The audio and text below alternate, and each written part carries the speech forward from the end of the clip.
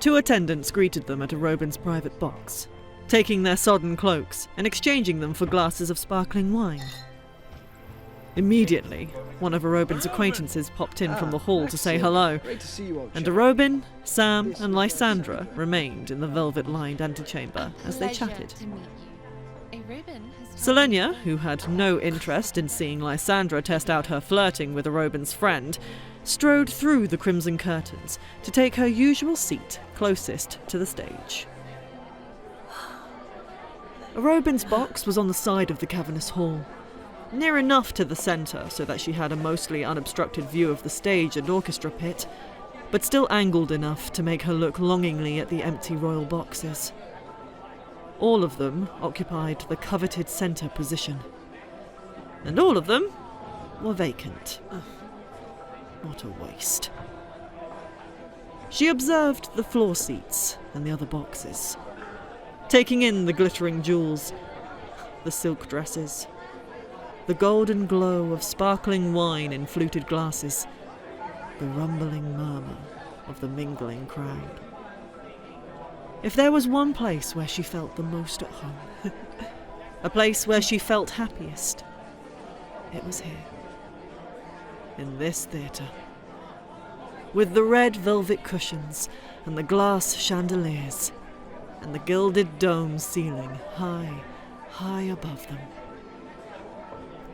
Had it been coincidence or planning that had led the theatre to be constructed in the very heart of the city, a mere 20 minutes' walk from the Assassin's Keep?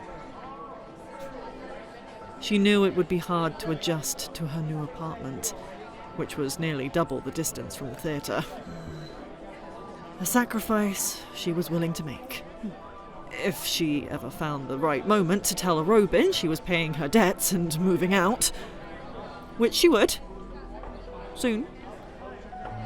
She felt Arobynn's easy, self-assured gait strutting across the carpet, and straightened as he leaned over her shoulder. Donovel is straight ahead, Arobynn whispered, his breath hot on her skin. Third box from the stage, second row of seats. She immediately found the man she had been assigned to kill. He was tall and middle-aged, with pale blonde hair and tanned skin. Not particularly handsome, but not an eyesore either. Not heavy, but not toned. Aside from his periwinkle tunic, which even from this distance looked expensive, there was nothing remarkable about him. There were a few others in the box. A tall, elegant woman in her late 20s stood near the partition curtain, a cluster of men around her. She held herself like a noble, though no diadem glittered in her lustrous dark hair. Lay for Bardingale, Arobynn murmured, following her gaze. Donovel's former wife, and the one who'd hired her. It was an arranged marriage. She wanted his wealth, and he wanted her youth. But when they failed to have children, some of his less desirable behavior was revealed. She managed to get out of the marriage. Still young, but far richer. It was smart of Bardingale, really. Though Bardingale might have looked the part of a polite, elegant lady, Selenia knew there had to be some ice-cold steel running through her veins, and an unyielding sense of dedication to her friends and allies. Not to mention to the common rights of every human being. It was hard not to immediately admire her. And the people around them?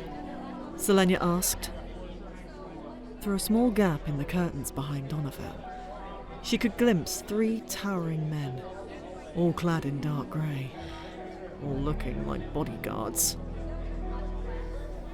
They're friends and investors. Bardingale and Donovel still have some joint businesses together. The 3 men in the back are his guards.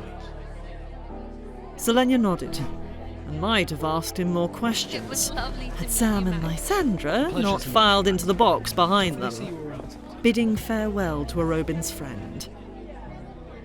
There were 3 seats along the balcony rail, and 3 seats behind them. Lysandra, to Selenya's dismay, sat next to her, as Arobynn and Sam took the rear seats. Oh, look at how many people are here. Lysandra said. Her low-cut ice blue dress did little to hide her cleavage, as she craned her neck over the rail. There's Lord Carter. Lady Selenya blocked out there's Lysandra's Lord- prattling, as the courtesan began tossing out important names. I'm sure Lord Selenya could Morris sense Sam Neal behind her, is somewhere. feel his gaze focus solely on the gold velvet curtains concealing the stage. She should say something to him. Apologise, or thank him, or just say something kind. She felt him tensing, as if he, too, wanted to say something. Somewhere in the theatre, a gong began signalling the audience to take their seats. It was now or never. She didn't know why her heart thundered the way it did, but she didn't give herself a chance to second guess as she twisted to look at him. She glanced once at his clothes, and then said, "You look handsome." His brows rose, and she swiftly turned back around in her seat, focusing hard on the curtain. He looked better than handsome, but... well, at least she'd said one nice thing. She tried to be nice. Somehow, it didn't make her feel much better. Selenya folded her hands into the lap of her blood-red gown. It wasn't cut nearly as low as Lysandra's, but with the slender sleeves and bare shoulders, she felt particularly exposed to Sam. She curled and swept her hair over one shoulder, certainly not to hide the scar on her neck. Donovel lounged in his seat, eyes on the stage. How could a man who looked so bored and useless be responsible for not just the fate of several lives, but of his entire country? How could he sit in this theatre and not hang his head in shame for what he was about to do to his fellow countrymen, and to whatever slaves would be caught up in it? The men around Bardingale kissed her cheeks and departed for their own boxes. Donovel's 3 thugs watched the men very, very closely as they left. Not lazy, bored guards, then. Selenya frowned. But then, the chandeliers were hauled upwards into the dome and dimmed. And the crowd quietened to hear the opening notes as the orchestra began playing. In the dark, it was nearly impossible to see Donovel.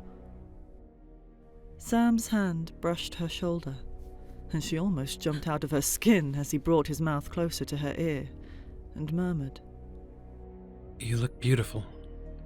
Though I bet you knew that already." She most certainly did. She gave him a sidelong glare and found him grinning as he leaned back into his seat. Suppressing the urge to smile, Selenya turned towards the stage as the music established the setting for them. A world of shadows and mist. A world where creatures and myths dwell in the dark moments before dawn. Selenya went still as the gold curtain drew back, and everything she knew and everything she was faded away to nothing.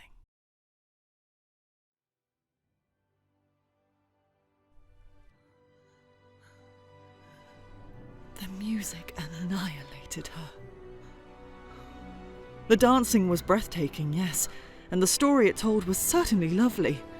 A legend of a prince seeking to rescue his bride, and the cunning bird he captured to help him do it. But the music... Had there ever been anything more beautiful, more exquisitely painful. She clenched the arms of the seat, her fingers digging into the velvet as the music hurtled towards its finale, sweeping her away in a flood. With each beat of the drum, each trill of the flute and blare of the horn, she felt it along her skin, along her bones. The music broke her apart and put her back together, only to rend her asunder again and again. And then the climax, the compilation of all the sounds she had loved best, amplified until they echoed into eternity. As the final note swelled, a gasp broke from her, sending the tears in her eyes spilling down her face. She didn't care who saw. Then, silence. The silence was the worst thing she'd ever heard. The silence brought back everything around her. Applause erupted, and she was on her feet, crying still as she clapped until her hands ached. Selenia, I didn't know you had a shred of human emotion in you. Lysandra leaned in to whisper. And I didn't think the performance was that good. Sam gripped the back of Lysandra's chair. Shut up, Lysandra. Arobynn clicked his tongue in warning, but Selenia remained clapping, even as Sam's defence sent a faint tickle of pleasure through her. The ovation continued for a while, with the dancers emerging from the curtain again and again to bow and be showered with flowers. Selenia clapped through it all, even as her tears dried, even as the crowd began shuffling out. When she remembered to glance at Donovel, his box was empty. Arobynn, Sam and Lysandra left their box too, long before she was ready to end her applause. But after she finished clapping, Selenia remained, staring towards the curtained stage, watching the orchestra begin to pack up their instruments. She was the last person to leave the theatre.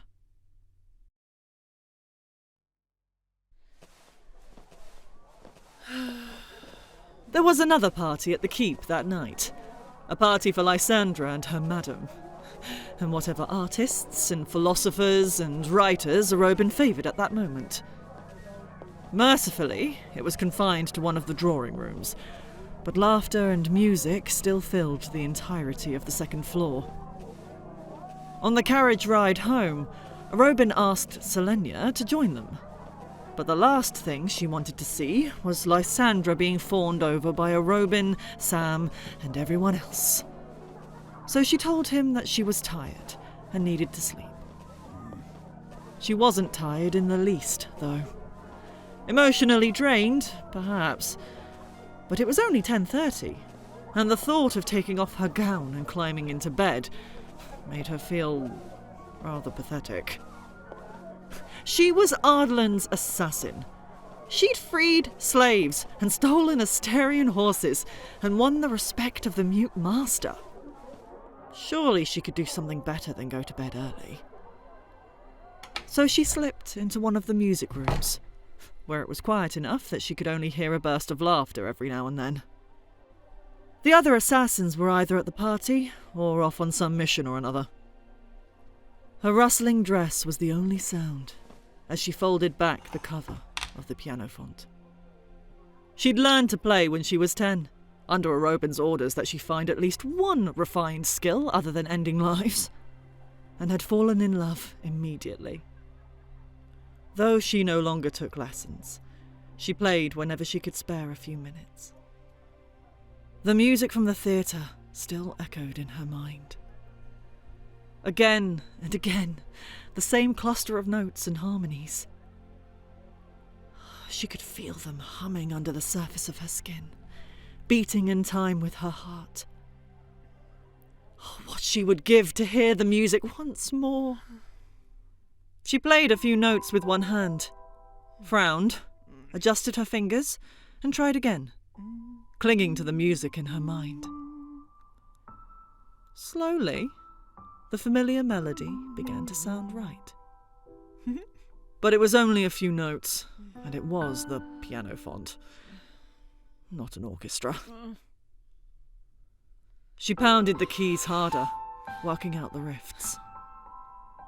It was almost there, but not quite right. She couldn't remember the notes as perfectly as they sounded in her head. She didn't feel them the way she felt them an hour ago. She tried again for a few minutes, but eventually slammed the lid shut and stalked from the room. She found Sam lounging against a wall in the hallway. Had he been listening to her fumble with the piano font this whole time? Close, but not quite the same, is it? He said. She gave him a withering look and started towards her bedroom, even though she had no desire to spend the rest of the night sitting in there by herself. Ooh, it must drive you mad, not being able to get it exactly the way you remember it. He kept pace beside her. His midnight blue tunic brought out the gold hues in his skin. I was just fooling around, she said. I can't be the best at everything, you know. It wouldn't be fair to the rest of you, would it? Down the hall, someone had started a merry tune on one of the instruments in the gaming room. Sam chewed on his lip. Why didn't you trail Donovan after the theatre? Don't you have 4 days left? She wasn't surprised he knew. Her missions weren't usually that secret. She paused, still itching to hear the music once more. Some things are more important than death. Sam's eyes flickered. I know. She tried not to squirm as he refused to drop her stare. Why are you helping Lysandra? Sam frowned. She's not all that bad, you know? When she's away from other people, she's better. Don't bite my head off for saying it, but even though you taunt her about it, she didn't choose this path for herself, like us. He shook his head. She just wants your attention and acknowledgement of her existence. She clenched her jaw. Of course he'd spent time alone with Lysandra. And of course he'd find her sympathetic. I don't particularly care what she wants. You still haven't answered my question. Why are you helping her? He shrugged. Because Arobynn told me to. And since I have no desire to have my face beaten to a pulp again, I'm not going to question him. He hurt you that badly too? Sam let out a low laugh, but didn't reply until after a servant bustled past, carrying a tray of full wine bottles. They were probably better off talking in a room where they'd be less likely to be overheard. But the idea of being utterly alone with him made her pulse pound. I was unconscious for a day. Dozed on and off for 3 more after that. Sam said. Selenia hissed a violent curse. He sent you to the Red Desert. Sam went on, his words soft and low. My punishment was having to watch him beat you that night. Why? Another question she didn't mean to ask. He closed the distance between them, standing near enough now that she could see the fine gold threading detail on his tunic. After what we went through in Skulls Bay? You should know the answer to that. She didn't want to know the answer, now that she thought about it.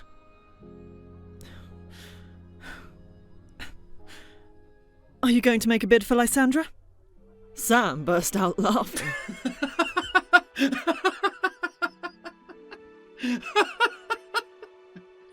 Bid!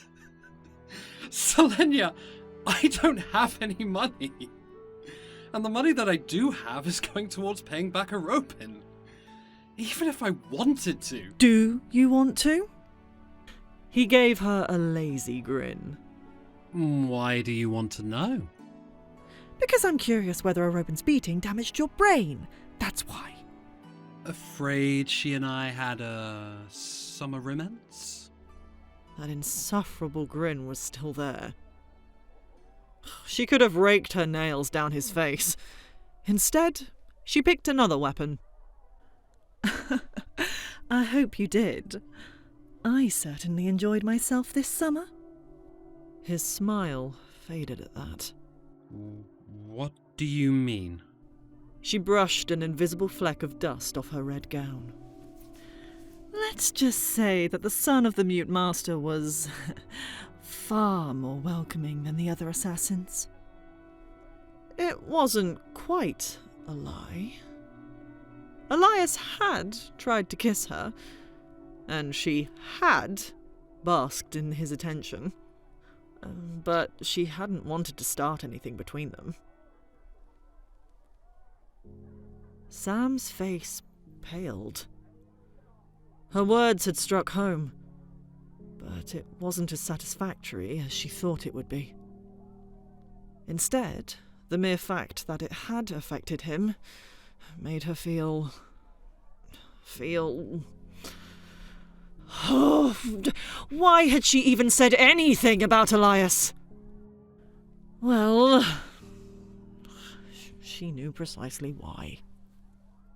Sam began to turn away, but she grabbed his arm. "Help me with Donovel," she blurted.